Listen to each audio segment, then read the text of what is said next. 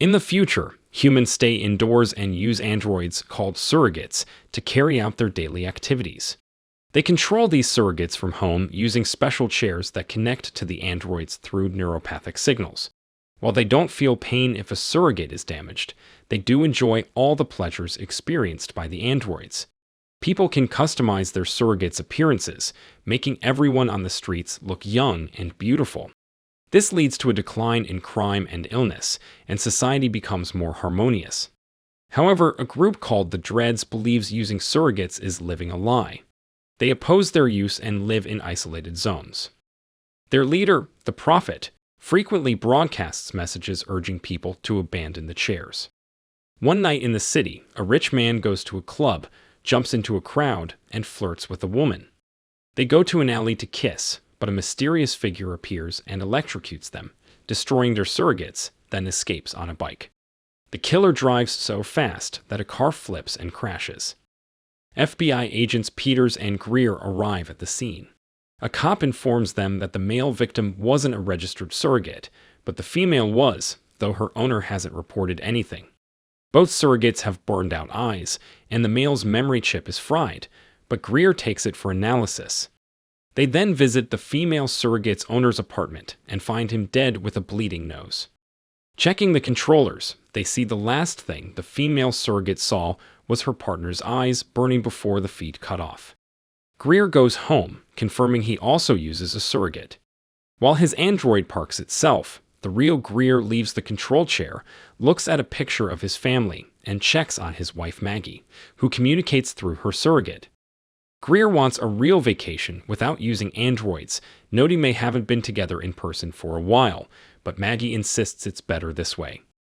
The next morning, students find Jared dead and covered in blood in his chair, revealing he controlled the destroyed male surrogate. Greer's boss Andrew informs the agents that 2 people died because their surrogates were attacked. Greer and Peters review the surrogate's memory footage and spot a man with a weapon, concluding it's homicide.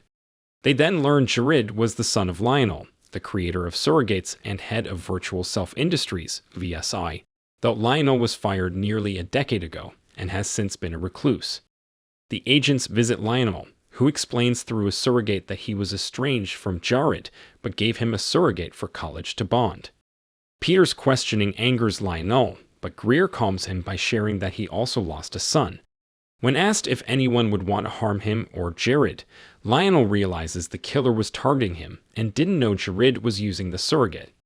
Lionel's surrogate shuts down, revealing him in his chair having a breakdown over causing his son's death. Greer and Peters visit VSI to ask about people dying when their surrogates are destroyed. The representatives deny any problems, claiming the surrogates have fail-safes. An engineer inspects the fried chip and says it could only happen if all circuits were fried at once. He also mentions that a shipment of military surrogates arrived recently with missing optics and identity chips. The agents then visit a military camp where soldiers use surrogates for distant combat. When a surrogate is destroyed, the human just switches to a new one. A colonel explains that military weapons can't harm the operators and that certain parts are removed for analysis. At the station, Peters identifies the man with the weapon as Miles, who doesn't use surrogates. Technician Bobby, also not using a surrogate, informs them that they found Miles using the FBI's access to all surrogate feeds in the city. Peters stays with Bobby to monitor Miles while Greer joins the pursuit team. An alarm goes off, and Bobby sees a man harming a woman in a hotel. He gets a warrant to disconnect those surrogates. Peters is shocked to learn this is possible and worries about the morality and legality, fearing the software could be misused. Meanwhile, Miles rides his bike through the city, chased by cops in cars and Greer in a helicopter. Miles performs daring moves to evade capture, but eventually crashes in an alley where the police surround him. He pulls out a weapon and shoots, releasing electricity that causes the surrogate's eyes to pop out. He shoots at the helicopter, forcing Greer to disconnect as the pilot is hit, causing the helicopter to spin and crash into a dread settlement. Greer reconnects to his surrogate, which crashes there as well. Despite a broken arm, he pursues Miles. The Dreads, seeing the surrogate, become angry and chase Greer. Miles' weapon stops working, and Greer climbs over structures, even getting hit by a truck, but continuing. He finally corners Miles and demands the weapon. Miles hands over his bag, but before Greer can open it, he is shot. Miles takes the bag back while a woman keeps shooting at Greer, calling him an abomination, forcing him to disconnect from his surrogate. At home, Greer is bleeding and collapses in the corridor. Maggie finds him and calls an ambulance. Later, Miles wakes up to find the Prophet and his men searching for the weapon. Miles admits he doesn't know where it came from. He was contacted anonymously and paid to use it. News outlets report the Prophet sees the fallen helicopter as a personal attack and declares a revolution against surrogate society. In the hospital, Greer learns from Andrew that he's been suspended. Furious, Greer escapes and meets with Peters. Greer starts feeling dizzy, a side effect of long surrogate use. Peters tries to get him a new surrogate, but none feel right. Greer decides to go to the Dread Colony and is allowed in because he's in his real body. He is disturbed to see his surrogate crucified and learns that Miles died, so he attends the funeral. The Prophet speaks, reminding everyone that death signifies true humanity, unlike androids. After the funeral, Greer tries to approach the Prophet but is beaten by his thugs, who say feeling pain is the true human experience.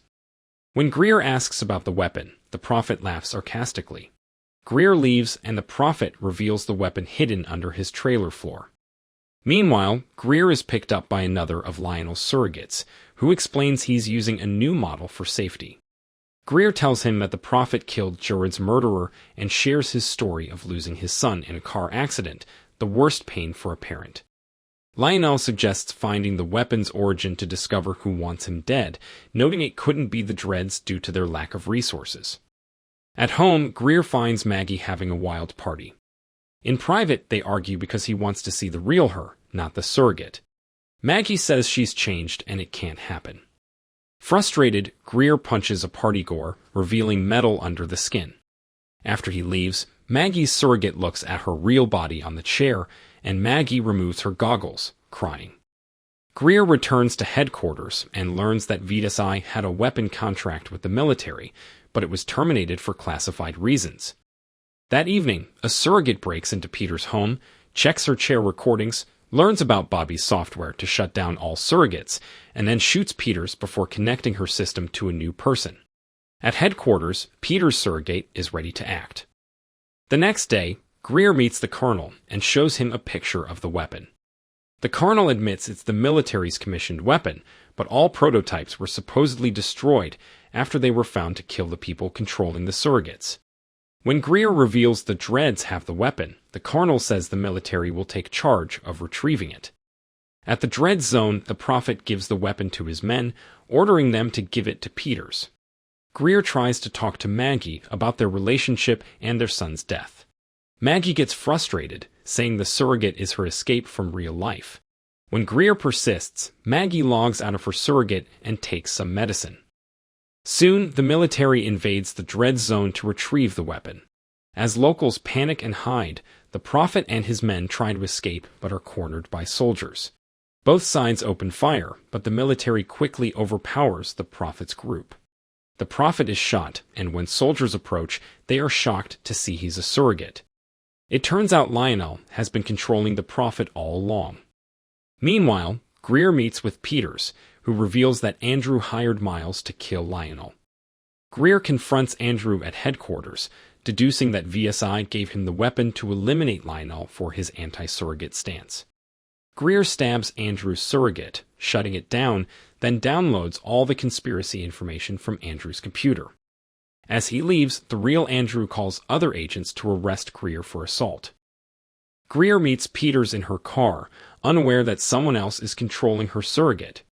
Greer explains that Andrew's files show Lionel is funding the anti-surrogacy movement and has the codes to activate the special weapon. Peters calls headquarters to reveal Greer's location, and a truck suddenly hits their car, sending it off the road. Peters walks away with the weapon and codes, while Greer chases her, causing numerous accidents. Peters' surrogate agility allows her to escape as Greer crashes into a store. FBI agents arrive, and Greer hides, steals a car, and calls Bobby to shut down Peter's surrogate. It's too late. Peters has already handcuffed Bobby and is trying to access the entire surrogate network.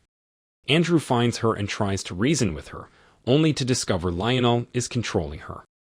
A desperate Andrew tries to convince Lionel that surrogates are good for humanity, but Lionel insists people should live as real humans and kills Andrew with the weapon, avenging his son's death.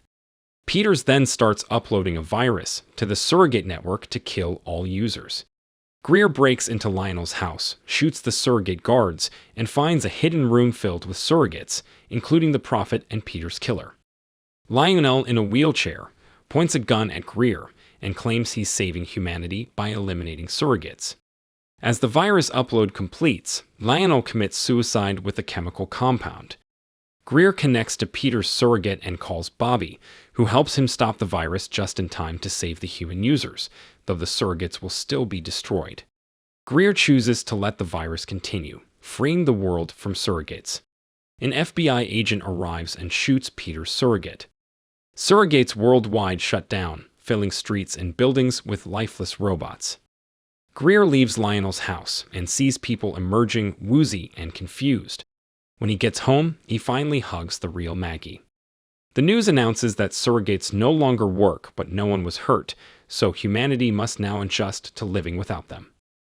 If you enjoyed this video, don't be shy to hit the like button, and if you disliked it, hit the dislike button twice, just to be sure. It would be best if you watched the whole movie. Thank you very much for watching. Please subscribe for more videos like this.